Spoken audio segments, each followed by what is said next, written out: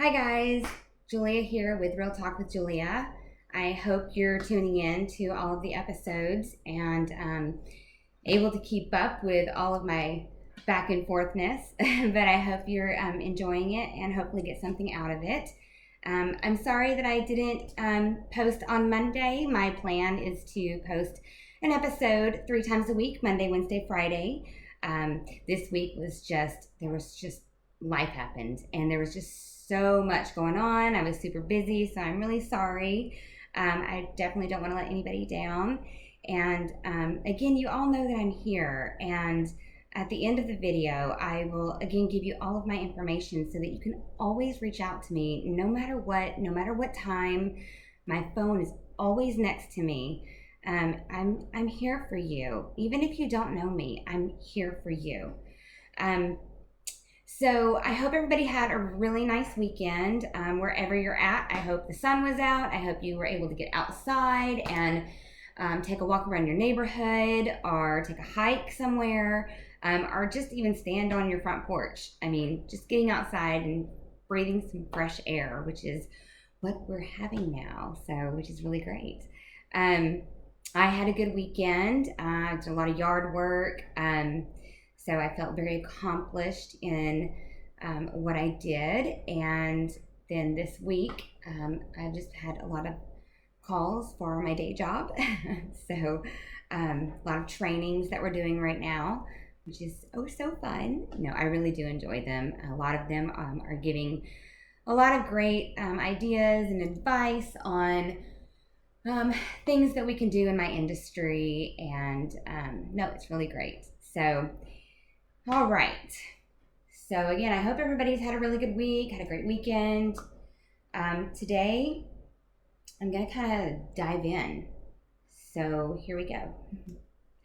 So like I told you, I've been in that place, in that dark place. I believe I've always had some depression, and it was just from the way that I was raised. Unfortunately, that our families, when we're raised a certain way, we just don't know any better. We think this is how it's supposed to be. When I was 2 years old, my grandmother hired a babysitter, a young girl from down the street. I don't remember any of this, so this is just from what she's told me. All I know is that the boyfriend came over while she was babysitting, and my grandmother found out. Of course, they showed up home early, and my grandmother always said that I was never the same 2-year-old again, and they really believed that this person had done something to me. I feel very blessed that I don't remember any of that, and I'm okay with that. And then unfortunately, when I was 4 years old, so I have a brother that is 4 years older than me. So he was 8, 9. I think he was at 9 at that time. I was still 4. He had just turned 9. And I don't know where he learned it. I don't know where any of these children learn about sex. These young children. I don't think anything happened to him. He was my mom's baby. So she protected him as much as she could. My grandmother was a spanker, and I got spanked maybe 3 or 4 times my childhood by my grandmother or grandfather, but I learned very quickly that I didn't want that to happen again. When they spanked, it was not a gentle spank. It was go to pick your switch. And you got spanked with a switch, and they left whelps, and it wasn't fun. So my mother allowed for me to, if I needed to get spanked, then I did. Like I said, it was only about 4 times my entire life. My brother, on the other hand, he got spanked once, and my mother decided, oh, hell no, that is my baby. You are never touching him. You are never babysitting him. So from that point forward, my brother pretty much kind of got whatever he wanted from my mom, and of course, it continued into his adulthood. He was not a good person. So going back, when I was 4 and he was about 9, my brother started doing things to me. At 4 years old, you're scared. You don't really know what is happening. And he started doing really bad things to me, really bad sexual things to me. And my brother started raping me at 4 years old. This continued up until I was about 11 years old. I never told anyone because when I was around 9 years old, he had a little buddy that lived down the street, and he got involved. They made me watch a movie, a VHS. Yes, I am that old. They made me watch a VHS of a woman getting raped by multiple men, and they were using a hot curling iron on this woman. And they told me that if I ever told anyone, that this is what they were going to do to me. So I was scared. I was terrified. It finally stopped when I was about 11 years old, and at age 13, I took my first drink of alcohol, and it was on my 13th birthday. It was with a friend that was my age, and my brother provided the alcohol. For some reason, throughout my life, growing up, I always felt like I needed to be his protector. I got caught with the alcohol, and I wouldn't give him up. I wouldn't tell my grandparents that he was the one that gave it to me. So I had gotten really drunk, and a girlfriend of mine, I think I was about 14 then, and I wanted to go to the skating rink to see my boyfriend, and her mom came to pick us up.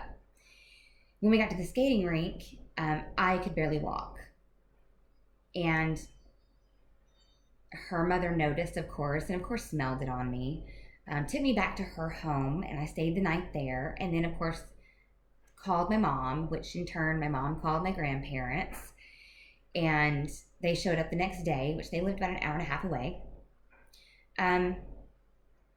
I would not give it up. I would not tell them and let my brother get in trouble, and I still don't understand why I did that. It could have been because my mom her drug of choice was church. She threw herself into church, and she just overlooked everything that was going on with her children. And my brother has ADHD. And of course, anything that he's ever done in his life was blamed on ADHD. Later in life, he got arrested for having some hard drugs on him when he got pulled over. And I wasn't living at home at that time. This was later on in the years. And of course, my mom bailed him out. She, of course, it wasn't his. It wasn't his. And I had actually, when I believe I was about 19, maybe 18, 19, my ex-husband had gone over to my mother's home because my brother still lived there. And I remember my ex-husband finding black tar, heroin. And he took it to my mom's office and he threw it on her desk and said, "See what your son is doing?" And immediately she was, "It's not his. it's one of his friends. It's not his. So my mom always made excuses for him, and because she was so thrown into her church and didn't pay attention to us, and I'm not saying that I didn't get attention. I stayed with my grandparents a lot. Every summer, every vacation, my grandparents took me to Canada, over the summer one year. Every summer, they would let me bring one of my girlfriends, invite one of my little girlfriends to Six Flags over Texas. I was their baby. And so I wasn't neglected. And so I don't want any of you to think that I was neglected. My grandparents took care of me. My grandparents were just not the greatest parent figures to grow up with, because then it affected me in my adulthood on certain things that I saw them do, how their relationship worked, and it got brought into my adulthood, my adult life. But anyway, so my brother, of course, like I said, my mom was thrown into church, and she would make me responsible, and I'm 4 years younger than him. And at an early age, she would make me responsible for waking him up in the mornings, making sure he got ready to go to school. My brother was capable. He was not disabled, mentally disabled. He just didn't have anybody telling him that he needed to do these things. An adult figure, telling him that these things had to be done. You have to get up. You need to go to school. You need to take your shower. Again, because my mom was too busy with her church and work, and she was a single mom, so she worked a lot, and so I had to step in very young and be this caretaker for my brother that at the same time was doing all of these terrible things to me. And big brothers are supposed to take care of their little sisters. They're supposed to be their protectors. But unfortunately, that just didn't happen. Later on in my years, I did go to my mother. I was 20 years old, and I told my mother because she asked me, she said, why do you hate your brother so much? And so I finally told her what had happened. And her response was, well, Julia, sometimes big brothers just do things to little sisters. Which, in that moment, I'm sure I was very confused as to her answer, what she answered to me. I just didn't know, I didn't know how to feel about that. I know now that she probably said that because her own brother, bigger brother, older brother, had done things to her when she was a child. It doesn't make it right that she just kind of brushed it off with her own daughter, but it definitely explains a lot, that her older brother had possibly done things to her as well. So, it was what it was. I moved forward with my life. I was married to my ex-husband, and so that was kind of a big chunk of my childhood, and I ended up having, very low self-esteem throughout my junior high and high school years, and of course, even my elementary years. I wasn't that person that wants to get up in front of a crowd, in front of a classroom and talk. I was always afraid of making a mistake or saying something stupid, and other kids laughing at me. I just wasn't that little girl. But I did have a lot of friends, and I loved my friends. And one thing I would do is when I was in 5th and 6th grade, I would plan these slumber parties on a Friday night, and everybody would come home on the bus with me, and my mom would come home and, what are you doing? Why are all these kids here? because I didn't ask permission to have a slumber party. But my mom just went along with it, and we would go to the cheapest grocery store in town, and she would do things like make monkey bread out of biscuits, and cinnamon and sugar and all that good stuff for us. And yes, we had eggs and fried bologna because it was cheap. And I even had one of my girlfriends recently send me a meme on Facebook Messenger. Oh my gosh, do you remember when your mom would make this? And it was just a picture of fried bologna. So I definitely I have some great memories from my childhood. Like I said, I wasn't hit. My parents, my mother and my grandparents didn't. They weren't the ones. They abused me, but they weren't the ones that abused me like my brother did. But later on, it didn't stick with me as to what he had done, and I guess I pushed it all down, pushed it away, and just never thought about it again. I just never thought about it. I never had bad dreams about it or anything like that. It was just at that point when I was 20 when my mom wanted to know, why do you hate your brother so much?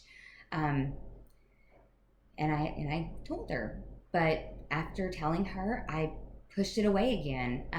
Maybe I pushed it away because I had way too much going on in my own life. I had already gotten married. I was with the man that emotionally and physically abused me. I can't remember in those 15 years I would say 14 years. So we met when I was 15, he was 21, and at 16 is when he started to hit me. And it lasted until through the end of our marriage. And when I finally was able to escape and get away, and just having that kind of abuse for so long, I mean, you're not thinking of your childhood traumas, and you're thinking of in the moment. So the childhood stuff, got pushed away, and never really thought about it much. It didn't. I thought that it hadn't affected me. But now that I'm here, I know that it has affected me. And growing up too, I had a neighbor an old man, and he got a hold of me. I never told anyone. I was the little books that your kids get to go around the neighborhood and sell things. So I had to go around the neighborhood and sell these things out of the book for my school. I was, and I didn't know any better. I wasn't taught to don't go into strangers' homes and don't talk to strangers, the stranger danger. We weren't taught any of those things. And this old man, he was probably in his, late 60s, probably 70s, got me into his house, and that was it. He didn't rape me, but he did touch me, and when he started to do that, immediately I knew this was wrong and this was uncomfortable, and I was able to run out of that door. And unfortunately, this was a neighbor. It's not like I could run away from it, but I definitely made sure, and I learned my lesson, not to go into anybody's homes, even if it's your neighbor. I learned that very quickly. And then when I was 13, I went to Mississippi. My mom and me and my brother and my grandparents, we all went to Mississippi to all of our other family, our cousins and aunts and uncles. And we went to one of our aunt and uncles' homes. And my cousin, I was hanging out with him in his bedroom. I was 13 and he was probably around the age of 17. Let's see. No, he was probably about 19 or 20 actually. And I had to think about the age range there. And we were just hanging out in his room, watching TV, and, we're cousins. We spend every Christmas at my grandparents together, and we have a huge family thing there, and, it. And then he started to put his hands on my shoulders and started to rub my shoulders, and then his hands went other places. At first, when he was giving me a little shoulder massage, I didn't think anything of it because this is my cousin. Oh, thank you so much. Oh, that feels so good. Nothing sexual at all. And then he put his hands elsewhere. And I was able to take myself out of that situation. I was scared. I just didn't know what was right, I guess, and what was wrong, because I knew it was wrong what he was trying to do, but it started at 4 years old in my life, and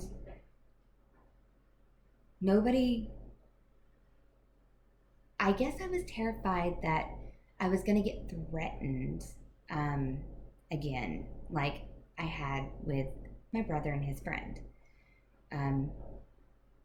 My family's not really the type of family that you can talk to deeply. You can't talk about things like that. They're hush hush. You don't go out in public unless you are all dolled up. You have an image to uphold. You have a reputation. My family, they have a reputation. So luckily I was able to get out of that situation. Yay. And then, of course, like I said, going into junior high and high school, I just had really, really low self-esteem. Low self-esteem. And I thought I was ugly and fat, and even though I had a lot of friends, I just didn't see myself as pretty as all of them.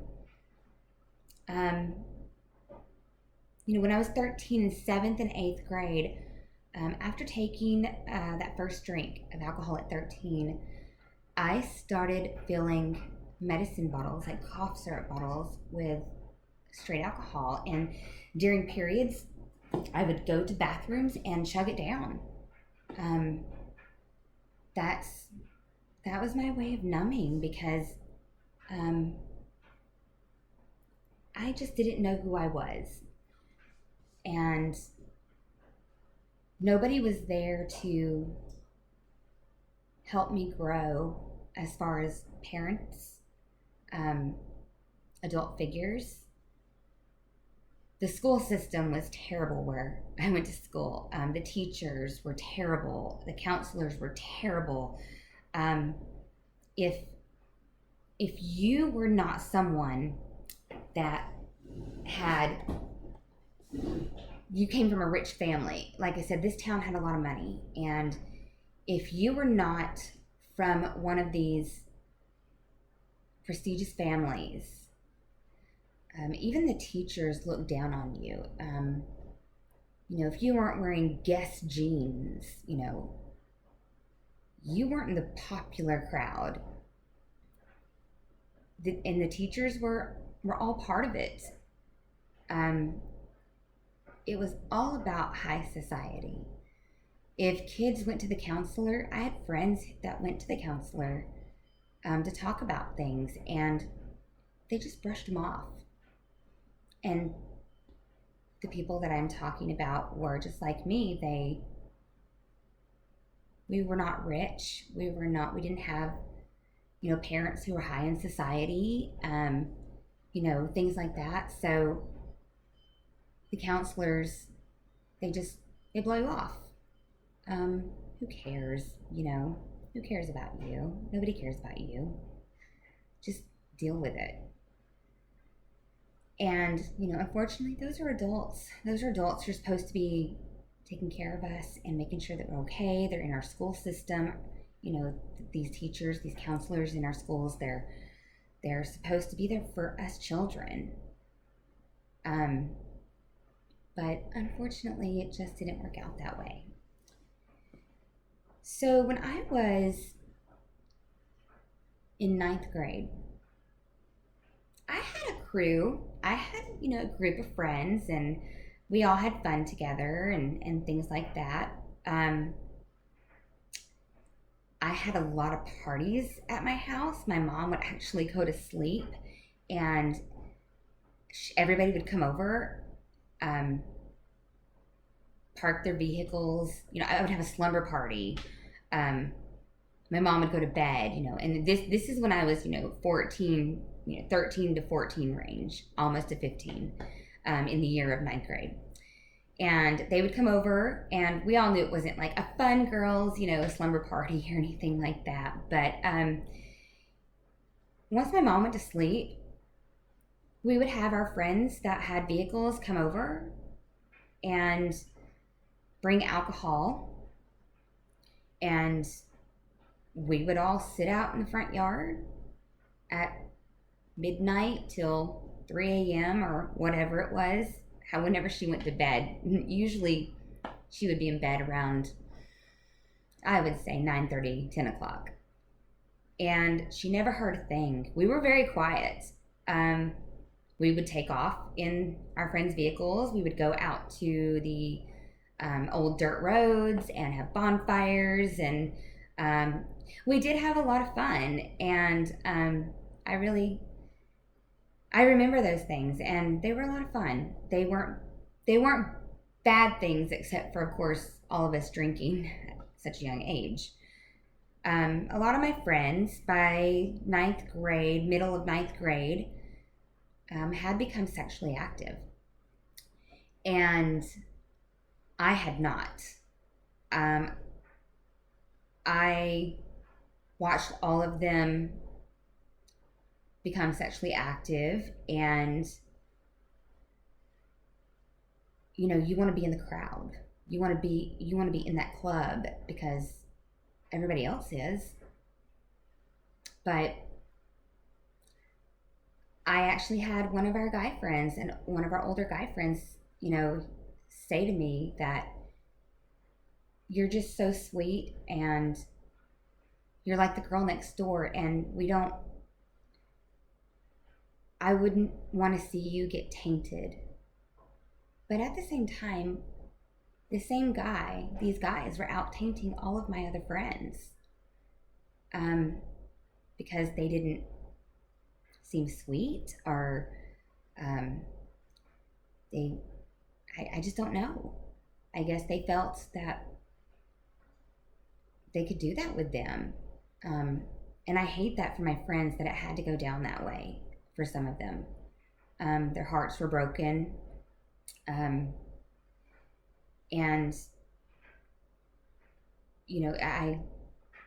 I wish that it hadn't have gone down that way for them. But I did get a boyfriend in 9th grade, and he was part of our crew. And him and a bunch of his guy friends, which was all in our group, had planned this Friday, and it was a Saturday night out in the woods camping venture, and all the girlfriends we were all gonna meet at a certain place, and then we were gonna walk out to this camp area where they had all their tents and a bonfire and all this and that. Super fun. I was expecting to go out and have a lot of fun, because I hadn't been to one of those before. So all of us girls got together, and my brother actually drove us to where we were going to meet the guys, and we were going to go hang out and have the bonfire, and of course, have a little bit of alcohol, and it was just going to be a fun time. I didn't expect anything to happen. I did drink, and the only thing that I remember about the night was my boyfriend on top of me, but I couldn't do anything. I faded in and out, and then Monday came, and when Monday came, he dumped me, and everybody knew that he had slept with me. Nobody knew that I was almost passed out drunk, and I did not give my consent. And I am very glad that I don't remember a lot of it, just bits and pieces. I'm very glad for that. I don't want to remember the whole thing. But I was devastated. I was devastated that I knew that something had happened. I was pretty sure what had happened. And then of course all the talk and things like that. But I just, I was devastated because he broke up with me. And I realized that this group that we were in and all these guys that were in our group, we weren't all friends. These guys were just like you see on TV. They had their list. And they had the names of the girls, all of us on that list. And they were marking those names off. I don't consider that my first time. I don't think any person should consider being raped their first time. And later in life, just recently, I was talking to a girlfriend of mine, and we were talking about some things that have been happening in my life in the last 6 months. And she said, Julia, when I told my husband what this boy did to you back in 9th grade, he was livid. Because her husband is also one of our group friends, but he was not one of those that had the list. She got a good one. When she said that to me, it immediately validated everything, and it was confirmed after all these years. I'm 40 years old. I turned 40 on April 10th, and this is when I was 15. But it has stuck with me for all of these years. The not knowing, but I think I know, I'm pretty sure. And when she said that to me, it validated, and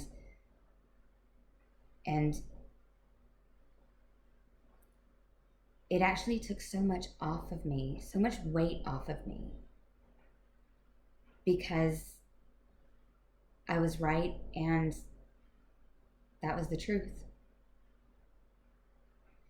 Now, I can say that I had a lot of friends at that little party, that little camp out party, and not one of them did anything to stop it. But I don't blame them. We were 15 years old, and 15 years old in 1995, that is a whole different time than today. Whole different time. Everything was so different back then. Not like it is now. And we've come so far. And I'm not just talking about girls and women that this happens to. It happens to boys and men. And so, you guys, it's not just us women. It's boys and men too. So I'm speaking out to all of you. You know, I really appreciate her confirming that for me. Like I said, it's just been kind of sitting right here my whole life, since 15. About a year later, after it happened, I did tell my mom, and she was furious. She wanted to know who it was, and we were going to go to the cops and all of these other things, but no, I wouldn't give this person up.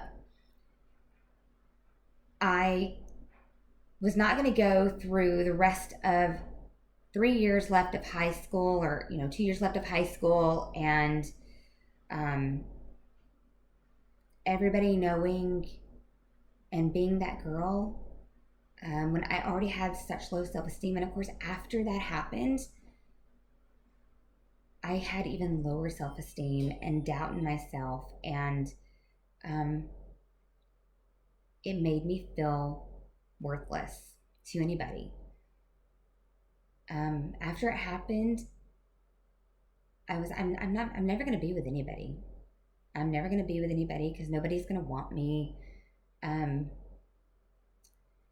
Those things aren't true, guys.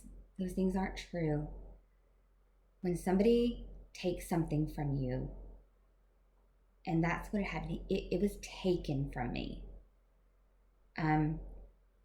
It is not your fault. That was not my fault. My grandfather is the type of person that he will, one day we were in the kitchen at his house, and he saw something on TV about a woman that had gotten raped, and he saw a picture of her that they flashed on TV, and he said, well, if she hadn't have been wearing those short shorts and that low shirt hanging her boobs out, I kind of lost it. We were about to sit down at the breakfast table, and I kind of lost it.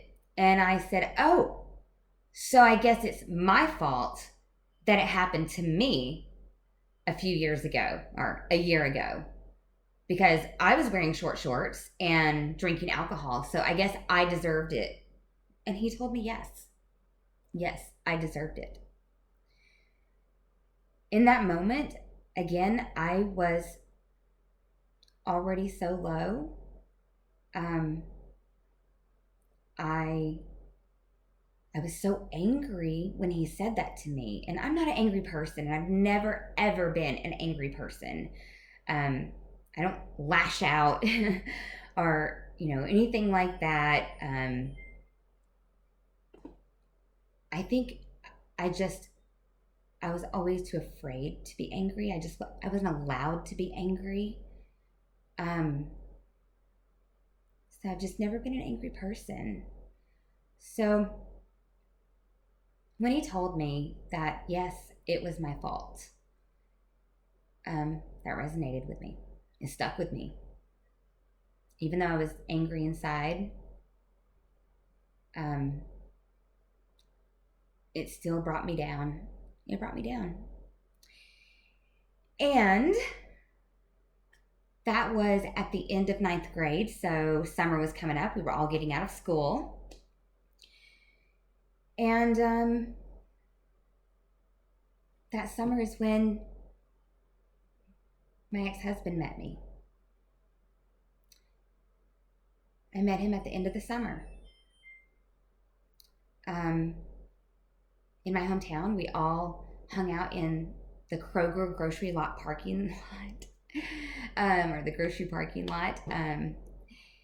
And that was like, everybody had their own little, like all the cars, there was like 5 cars over here and 5 cars over here. And everybody had their own little groups, and everybody would walk around to other groups and hang out and, and things like that. It was a lot of fun. It actually was a lot of fun.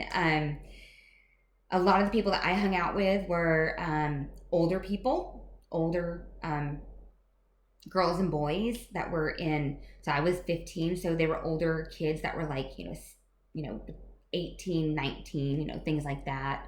Some of them were a little bit older, in their early 20s up to about 21. But they were all in our group, and life changed during that summer.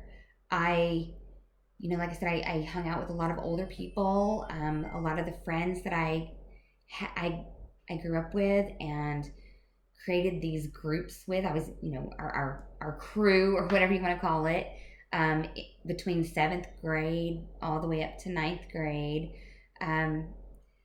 just kind of fizzled away, and we all kind of went our own ways. And like I said, I was a very, I wanted to fit in. I didn't know how to fit in to anything. I had no guidance. And my ex-husband was one of those guys, because there's a lot of these people out there that they'll pick out the girl that they know, they see has low self-esteem, that, oh, that's the girl that's gonna, oh, I can get a hold of her and condition her and make her mine. And she has low self-esteem, so she'll be so excited to be with somebody like me. She'll do anything for me. And that is when I met my ex-husband. All right, guys, so that is enough for today. I know it was a lot, and we are going to go back in time at certain points, and we are going to talk a little bit more about those things that I've been through, a little bit more in detail, just to kind of get more of the things that I have felt and what you may be feeling, because maybe you've gone through those things. And so just keep an eye out, okay, guys? All right, so it's been 42 minutes, and I'm so sorry. I only wanted to keep this to 30 minutes today. But I will be back, and we will talk about some more things and continue the next part, or maybe next time we'll talk about, you know what we're going to do? The next episode, we're going to talk about self-care. We're going to take a break for a minute, and we're going to talk about self-care and touch on a lot of that. We're going to touch on a lot of that, because I don't want to put all these things on you guys, and I don't want any of this to be triggers for you. So, we'll take some breaks. So next time we'll talk about self-care and things that you can do to make yourself feel better and start learning how to love yourself. And today I just want to let you know that I want all of you to know that, again, I am here. I am here for you. Call me, text me, email me. Again, if you are in a spot that you are about to take those pills, you are about to pull that trigger, you're about to take that razor and just end it all, whatever way you think you're wanting to go, please reach out to me. Please reach out to me. I don't want to see anybody do that, and I don't want to see anybody go through this. Life is hard enough, and even though life is hard, we can still get through these things. And life can be beautiful. We just have to look at it differently, and there are just certain things that we're going to have to do, and we'll talk about that. Someone told me one day, when I was talking about my channel, that, well, when I went through what I went through, you never reached out. You never called the hotlines. But what that person didn't know is that I reached out so many times to my friends, to people that I trusted that they weren't there. Then this person said, well, you never called the text line, or you didn't, you didn't text the text line, or you didn't use, the hotline, or, anything like that. Again, what this person didn't know is that I use the text line so much, so many times. So if you're somebody that knows someone who is struggling and they're in a bad place, don't ever assume that they're not trying. Because I wasn't going to tell this person that I had a bad day yesterday and I really just wanted to kill myself. I didn't want to be here anymore.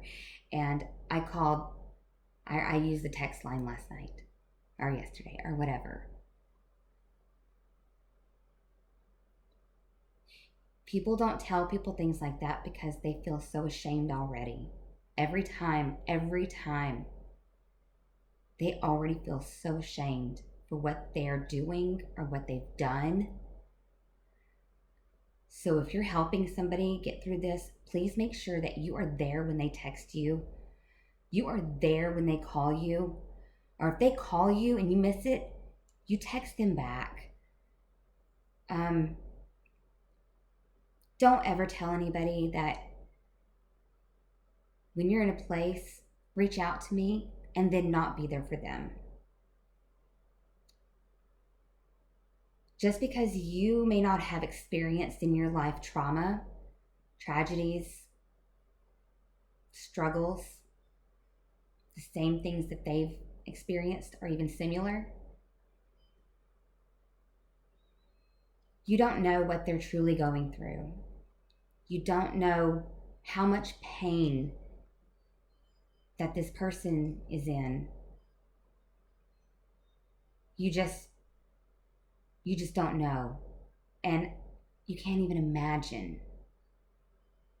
You can't imagine the pain that someone is going through when they are about to, even thinking about taking their life. We're going to talk on an episode all about that later on, okay, guys? Okay, I want to leave you with this for all of you. I saw this the other day and I thought it was a really good thing to share. So, you are all seen.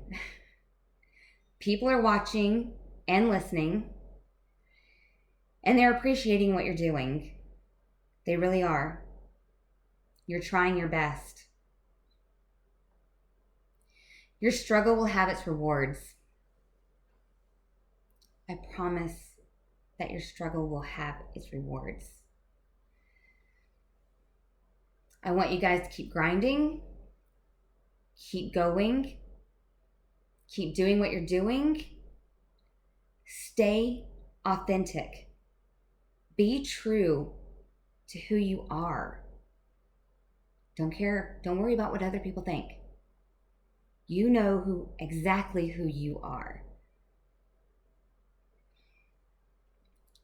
So keep speaking your truth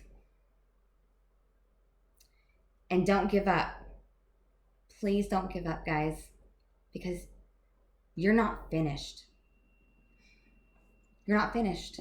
None of us are finished. There's so much more out there for us, and it's good. I promise it's good things.